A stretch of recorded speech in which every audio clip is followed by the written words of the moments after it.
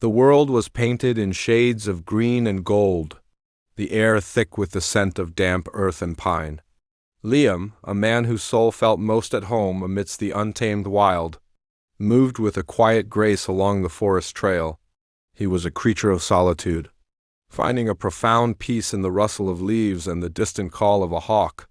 It was on such a hike, deep in a part of the woods that felt ancient and hushed, that his life veered irrevocably from its course. A flash of color, wrong and brilliant, caught his eye. It was not the muted hue of a flower or a fungus, but a shimmer of silver and deep blue, like a fallen piece of the twilight sky.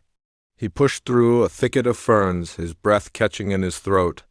There, curled amongst the roots of a great, gnarled oak, was a woman, but she was not a woman like any he had ever seen. Her ears were delicately pointed, peeking through hair the color of spun moonlight. She was dressed in robes of a silken material that seemed to weave starlight into its threads, though one side was torn and darkly stained. Her face, even in unconsciousness, was of an ethereal, heart-stopping beauty, with high cheekbones and a soft, bow-shaped mouth.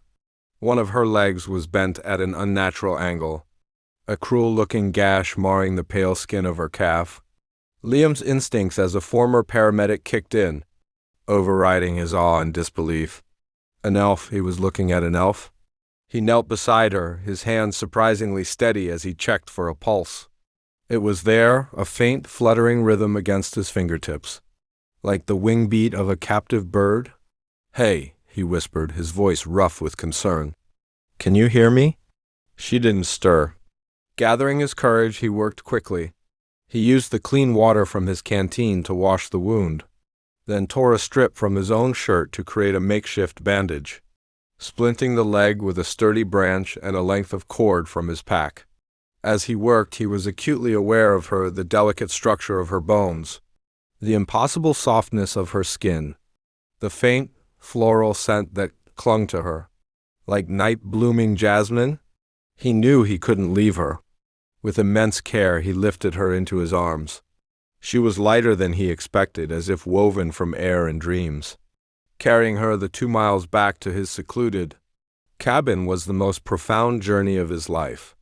Every step was taken with a protectiveness that felt both new and ancient, as if some long dormant part of him had been waiting for this very moment.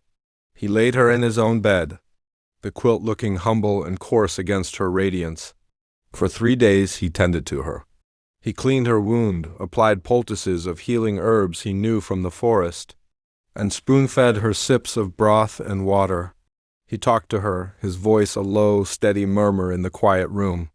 He told her about the woods, the names of the constellations he could see from his window, silly stories from his childhood,